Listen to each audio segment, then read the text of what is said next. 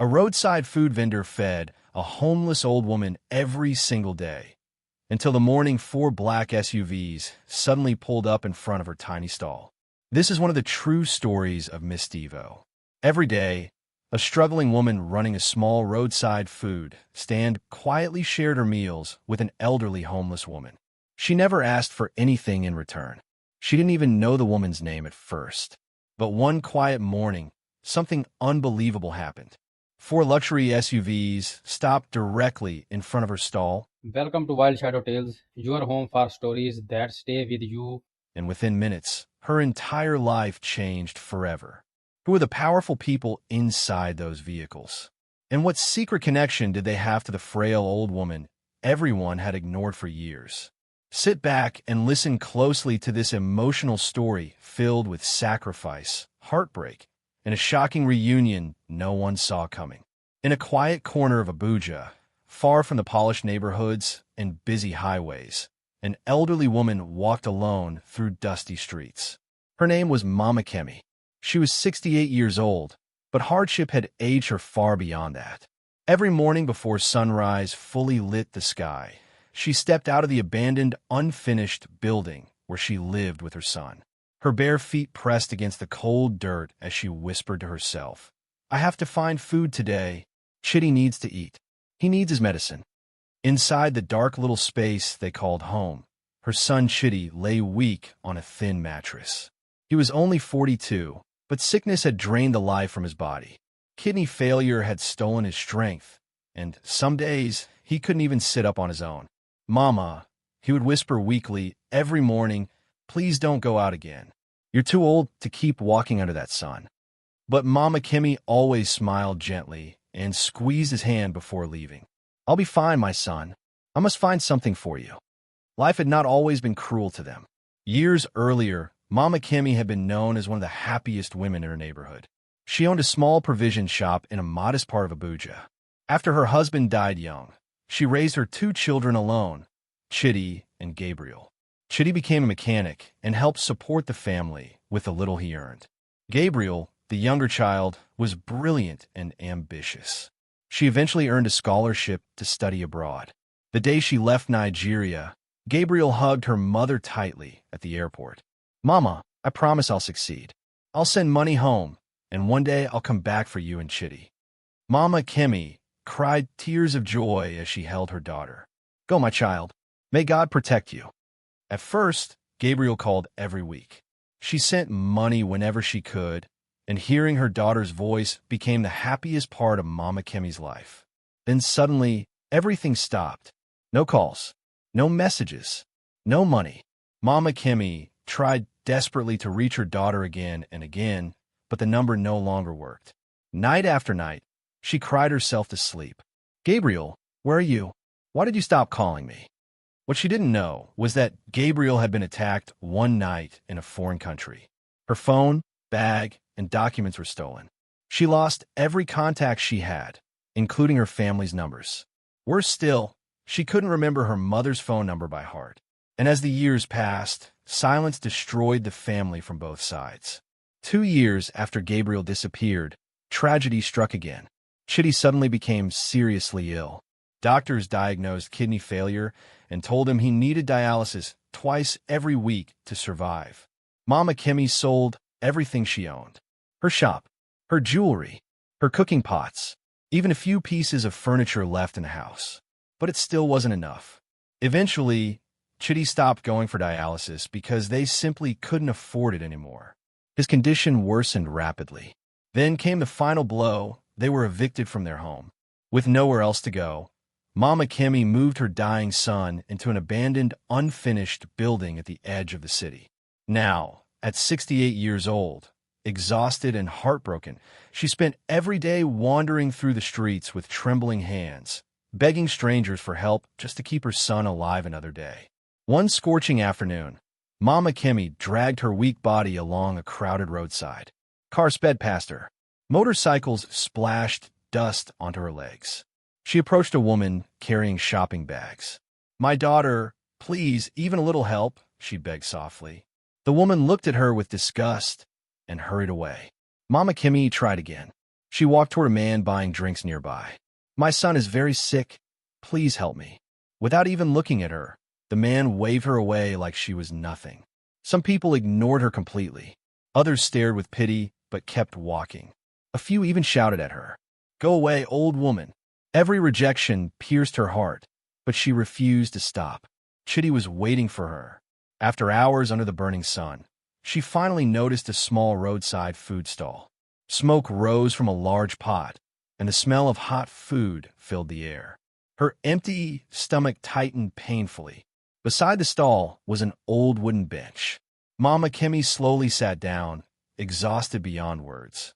Inside the stall, a 25-year-old woman named Nora was serving customers.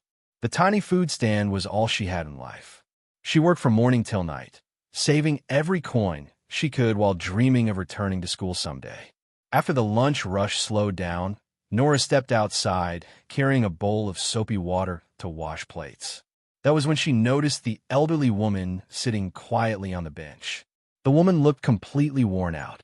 Her clothes were faded and torn. Dust covered her bare feet. But there was something in her tired eyes that stopped Nora in her tracks, a silent dignity that hardship had not destroyed. Nora gently placed the bowl down and walked closer. "Good evening, Mama," she said respectfully. "Are you all right?" Mama Kimmy slowly opened her eyes. "I'm fine, my daughter. Are you waiting for someone?" Nora asked softly. The old woman lowered her head in embarrassment. "No, I'm just tired. I've been walking all day. My son is sick at home. I was trying to find something to take back to him." Nora's heart immediately sank. Without asking another question, she hurried back into the stall and filled a plate with hot food. "Here, Mama," she said warmly. "Please eat first." Tears instantly filled Mama Kemi's eyes. "May God bless you, my daughter." But instead of eating, the old woman looked up timidly and asked, "My daughter, do you have a plastic bag? I want to take this home for my son." That single sentence broke Nora's heart. This woman was starving, yet she was still thinking about her child first. Nora quietly returned inside, packed 2 full portions of food, and carefully tied the bags. "One for you," she said gently, handing them over, "and one for your son." Mama Kemi's hands trembled as she collected the food. "May God give you every good thing your heart desires." She slowly stood up and walked away. Nora watched her disappear down the dusty road, unable to stop thinking about her. "Who is this woman?" she whispered to herself. "And what happened to her?"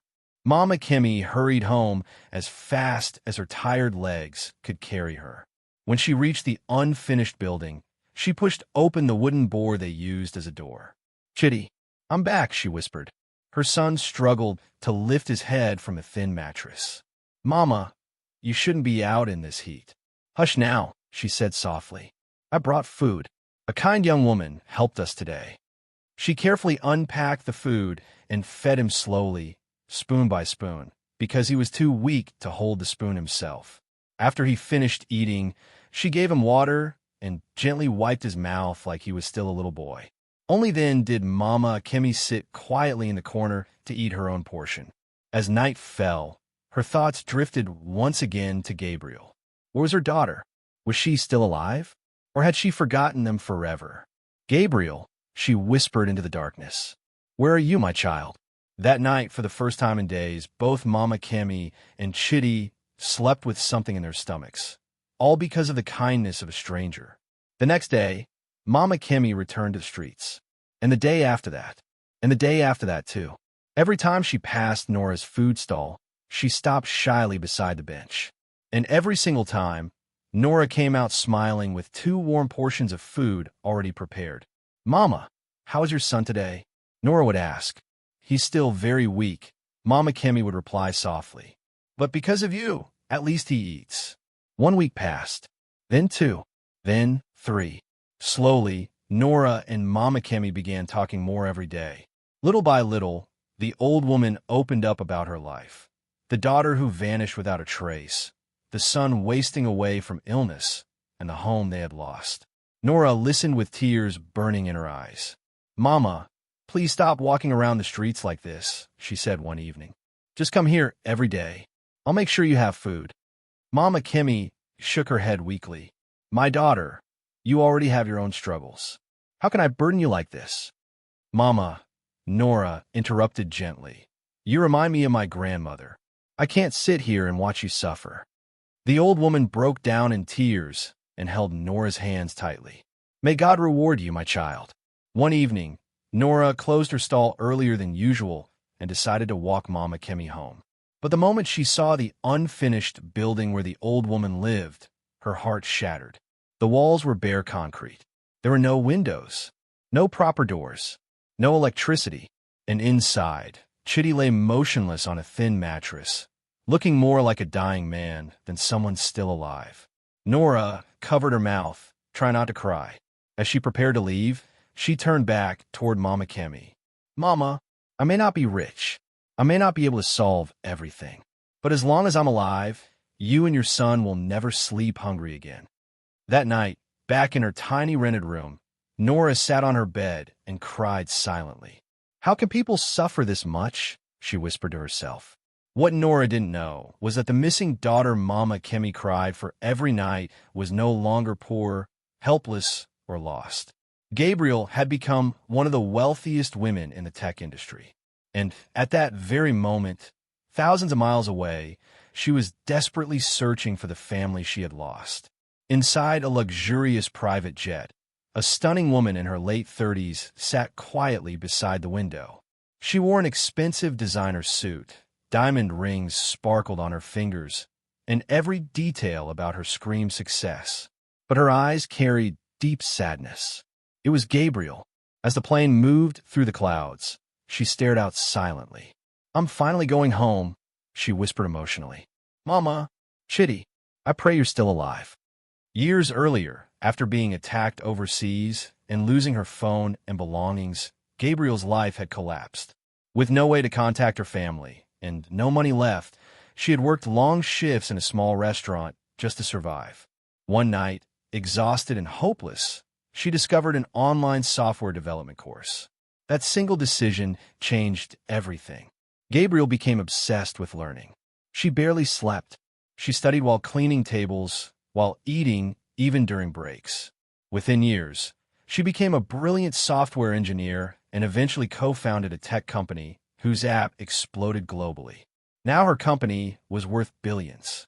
But no amount of wealth could erase the guilt inside her heart. Every single day, she thought about her mother. Every single day, she wondered if Chitty was still alive.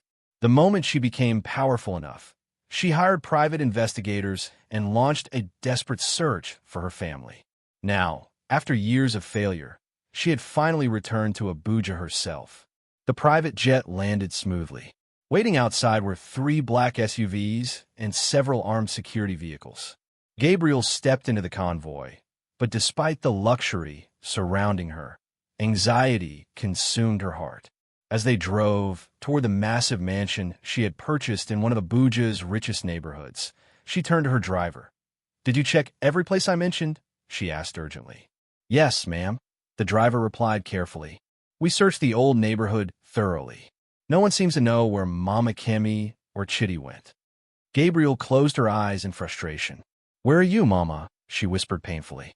The next day, unable to sit still any longer, Gabriel returned personally to the old neighborhood where she had grown up. An elderly woman sitting outside a small shop suddenly stared at her in shock. Gabriel? Is that really you? Gabriel rushed toward her. Yes. Mama, you remember me? Of course I do. You were the girl who left to study abroad years ago. Gabriel grabbed the woman's hands desperately. Please, do you know where my mother is? Where is Chitty? The old woman's expression darkened instantly. My child, she sighed sadly. After you disappeared and the calls stopped coming, your family suffered terribly. Chitty became very sick. Your mother sold everything trying to save him. Eventually, they were thrown out of their house. No one knows where they went. Gabriel's face crumpled with horror. Tears filled her eyes immediately. Mama suffered because of me. She returned to her SUV completely broken. I have to find them, she said firmly, no matter what it takes. That night, unable to sleep, Gabriel came up with a new idea. If I can't find my mother yet, she told her assistant, then at least I'll help people living the way she might be living. Find me hospitals and poor communities in remote parts of Abuja. I want to donate medical supplies and help sick families." The next morning, her assistant handed her a file. "There's a small clinic in one of the poorest areas outside the city," he explained. "The conditions there are terrible. Take me there," Gabriel ordered immediately. Soon, her convoy of black SUVs and security trucks rolled through dusty roads deep inside one of Abuja's forgotten communities. Gabriel stared silently through the tinted window. Broken buildings, hungry children, filthy streets. The suffering around her tightened something inside her chest. Then suddenly, her stomach growled softly. She realized she hadn't eaten anything since morning. "Let's stop somewhere nearby," she said. But there were no fancy restaurants around, only tiny roadside food stalls. Then she noticed one small, surprisingly neat food stand beside the road. Smoke drifted from a large cooking pot, and a wooden bench sat outside. "Stop here," she instructed. The convoy pulled up in front of the stall. People nearby froze in shock. Some even stopped walking to stare. Expensive SUVs almost never entered this poor area. Who was important enough to arrive here with armed security? The driver quickly stepped out and opened Gabriel's door. Her heels clicked against the dusty ground as she stepped down gracefully. But before she could enter the stall, something caught her attention. An elderly woman was sitting quietly on the wooden bench. Her clothes were faded. Her gray hair looked tangled. Her face was worn from years of suffering. Yet something about her face felt painfully familiar. Gabriel froze completely. "No," she whispered. "It can't be." At that exact moment, Nora hurried out of her stall, nervously wiping her hands on her apron. "Good afternoon, ma'am." "Welcome," she said politely before stopping in surprise at the sight of the luxury convoy. "Good afternoon," Nora added carefully. "What would you like me to serve you?" But Gabriel wasn't listening. Her eyes remained locked on the old woman sitting on the bench. Who is that woman?" Gabriel asked in a trembling voice. Nora glanced toward Mama Kemi. "Oh, that's Mama Kemi. She comes here every day. I usually give her food for herself and her sick son." The world seemed to stop spinning around Gabriel. Mama Kemi, her mother. Gabriel slowly walked toward the bench, her entire body shaking. Her heartbeat thundered in her ears. The old woman slowly lifted her head. Their eyes met. For several seconds, neither of them moved. Then Mama Kemi whispered weakly, "Gabriel." Gabriel's knees nearly gave out beneath her. She collapsed in front of the bench, tears exploding from her eyes. "Mama, Mama, it's me. I'm here." Mama Kemi reached out with trembling fingers and touched her daughter's face like she was afraid it was only a dream. "Gabriel, my Gabriel?" "Yes, Mama, it's really me." The two women threw their arms around each other and burst into uncontrollable tears. Years of pain, loneliness, confusion, and heartbreak poured out all at once. Nora stood nearby in complete shock, crying as she watched the unbelievable reunion unfold before her eyes. Suddenly, Gabriel pulled back urgently. "Mama, where's Chitty? Where's my brother?" Mama Kemi wiped her tears shakily. "He's at home. He's very sick." Gabriel immediately stood up. "Take me to him. Right now." Still trembling from shock, Mama Kemi climbed into the luxury SUV beside her daughter. Nora joined them too, unwilling to leave the old woman alone. Minutes later, the convoy arrived at the unfinished building. The moment Gabriel stepped inside and saw her brother lying weak and skeletal on a thin mattress, she completely broke down. This was not the strong, cheerful Chitty she remembered. This man looked like death itself. "Chitty," she sobbed. "My brother." Chitty slowly opened his weak eyes. "Gabriel," he whispered faintly. "Am I dreaming?" Gabriel rushed to him and grabbed his hand tightly. "No, my brother. I'm here now. I came back." Then she turned sharply toward her security team. "Carefully carry him," she ordered through tears. "We're taking him to the best hospital in Abuja immediately." The guards gently lifted Chitty onto a stretcher. Gabriel held her mother's shaking hand tightly. "Mama," she whispered, "everything is going to change now. I promise. I'm going to save him, and I'm going to take care of both of you forever." The convoy sped toward one of the most expensive private hospitals in Abuja. Doctors and nurses rushed around the moment Chitty arrived. After hours of examinations and tests, the chief doctor finally approached Gabriel with a grave expression on his face. "Ma'am," he said carefully, "your brother's condition is critical. He needs a kidney transplant immediately," the doctor said gravely. "Without it, he may not survive more than a few weeks." Gabriel didn't hesitate for even a second. "Do whatever it takes," she said firmly. "Bring in the best surgeons. Fly him overseas if necessary. Money is not an issue." The doctor nodded respectfully. "We'll begin preparations right away." Then Gabriel turned toward her assistant with a look that stunned everyone in the room. "Test me," she said. "See if I'm a match." Her assistant blinked in surprise. "Ma'am, are you certain?" "Do it," Gabriel replied without hesitation.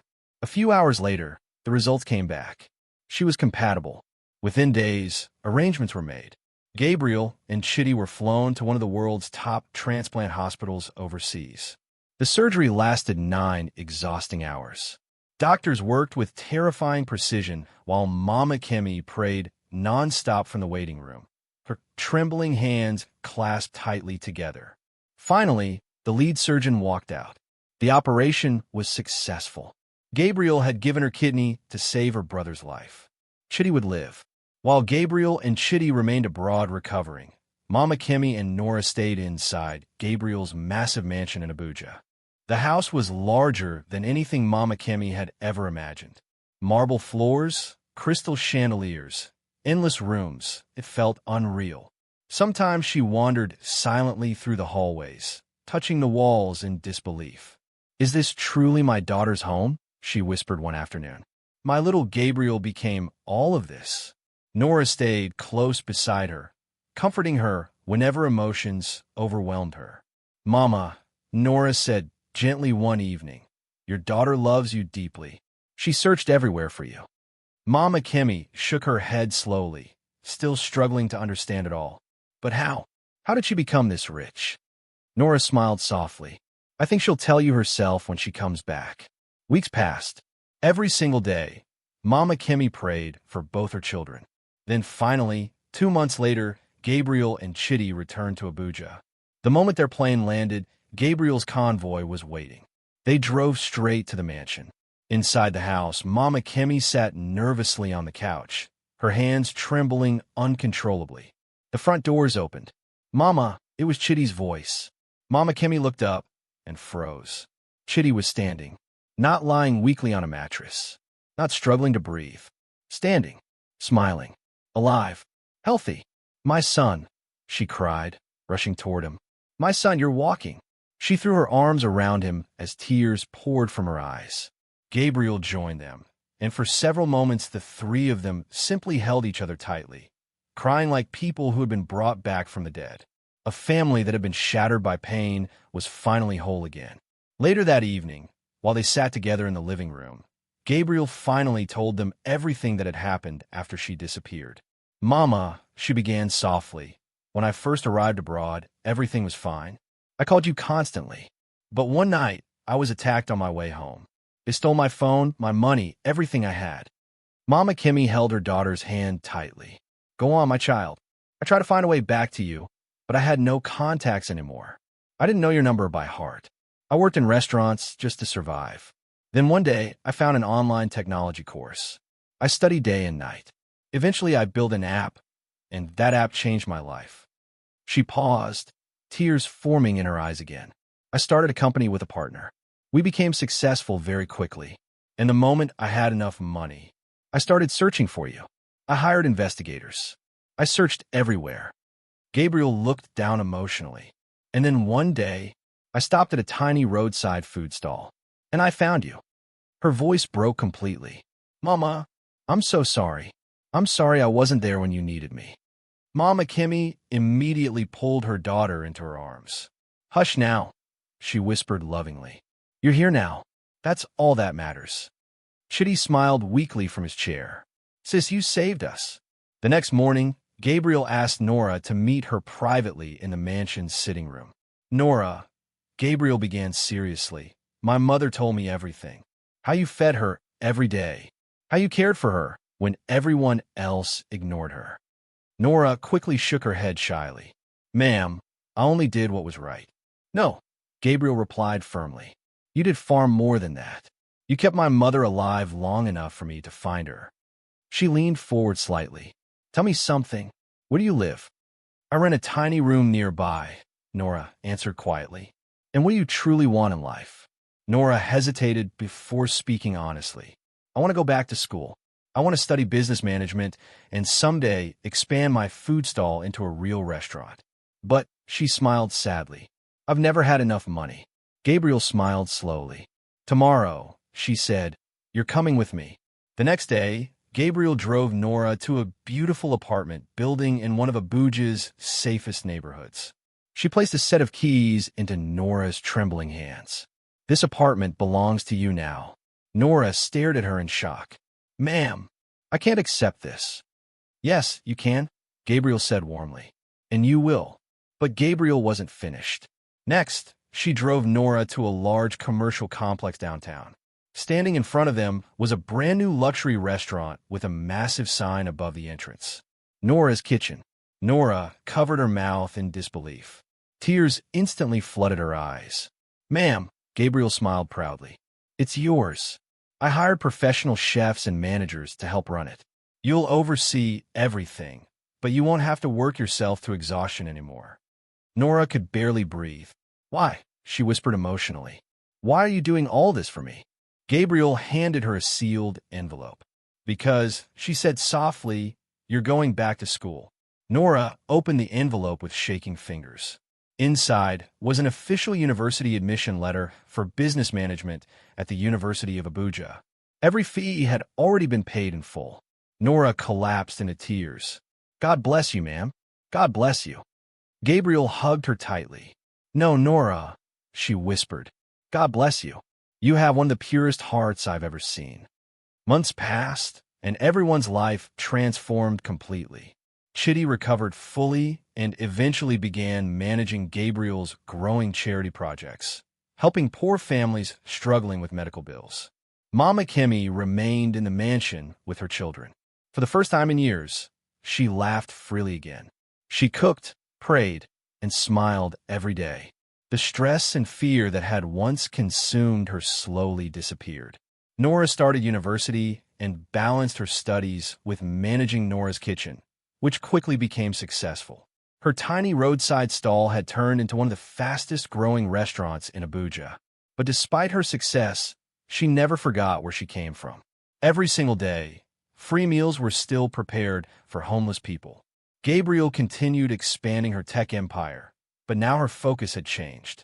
Wealth no longer mattered to her the way family did. She launched a charity foundation dedicated to helping homeless elderly people and families battling serious illnesses. One evening, the entire family sat together around the dinner table. Gabriel, Chitty, Mama Kimmy, and Nora, who had become like another daughter to the family. Mama Kimmy looked around the table quietly before speaking. God is faithful, she said softly, even during our darkest moments. He was preparing blessings we could not yet see. Gabriel gently held her mother's hand. Mama, if you could go back and change everything, would you? Mama Kimmy thought carefully before shaking her head. No, my child. All that pain brought us here. It taught us the value of kindness. It showed us who truly matters. Then she turned toward Nora with loving eyes. And it gave us another daughter. Nora wiped tears from her cheeks and smiled. 6 months later, Gabriel organized a massive public event. Media outlets, community leaders, and hundreds of guests gathered for the official launch of the Mama Kimmy Foundation, an organization dedicated to helping homeless elderly people and families caring for sick loved ones. On stage, Gabriel stood beside Mama Kimmy, Chitty, and Nora. Cameras flashed across the hall as she stepped toward the microphone. 1 year ago, Gabriel began emotionally. I was a wealthy woman with an empty heart. I had money, success, and power, but I had lost the people I loved most. The audience fell silent. I spent years searching for my family. She paused, fighting back tears. And one day, beside a tiny roadside food stall, I found them. The crowd applauded softly. But I didn't only find my mother and brother that day, Gabriel continued. I discovered something even more powerful. She turned toward Nora. I discovered that true kindness still exists in this world. People like Nora, people who have almost nothing, yet still choose to give. People who feed the hungry without expecting rewards. The audience erupted into applause. Some people were already wiping tears from their eyes. This foundation, Gabriel said proudly, is named after my mother, Mama Kemi, who endured unimaginable suffering with dignity and strength. Then she smiled toward Nora, and it is inspired by Nora, who reminded us that real wealth is not measured by money in a bank account, but by the kindness inside a person's heart. Gabriel looked directly toward the cameras. If you ever see someone suffering, don't look away. One small act of kindness can save a life. It can change an entire destiny. Many people in the audience openly cried. Years later, Nora graduated with honors and expanded Nora's Kitchen into 3 successful branches across Abuja. Yet despite her success, she never changed. She still personally made sure homeless people were fed every day. Chidi eventually married and had a daughter he named Gabriel in honor of the sister who saved his life. Mama Kemi spent the rest of her years surrounded by peace, comfort, and love. She often smiled and said, I lost everything once, but God returned it to me 100 times over. And Gabriel never forgot the lesson she had learned. Every time she saw an elderly person struggling on the street, she stopped to listen, help, and care. Every year, on the anniversary of the day she reunited with her mother, Gabriel returned to the roadside where everything had changed forever. The tiny food stall was gone. In its place stood a beautiful modern community center called the Nora Center, offering free meals, medical care, and shelter for homeless people. But near the entrance, Gabriel had preserved one thing from the old days, the worn wooden bench where a mother had once sat hungry and exhausted. Attached to it was a small plaque that read, On this bench, a tired mother once rested. A young woman chose kindness, and 3 lives were changed forever. Never underestimate the power of one act of love. Every time Gabriel read those words, she remembered one truth. Money can buy comfort, it can buy power, it can buy influence, but it can never buy the kind of pure, selfless kindness Nora showed to a hungry stranger. And in the end, it was that simple kindness that saved an entire family. Thank you for watching this story until the end. If you enjoyed this emotional journey, don't forget to subscribe and turn on notifications so you never miss another powerful story. And if you want more emotional, dramatic, and inspiring true-style stories, check out the Miss Devo True Stories playlist right now. See you in the next story.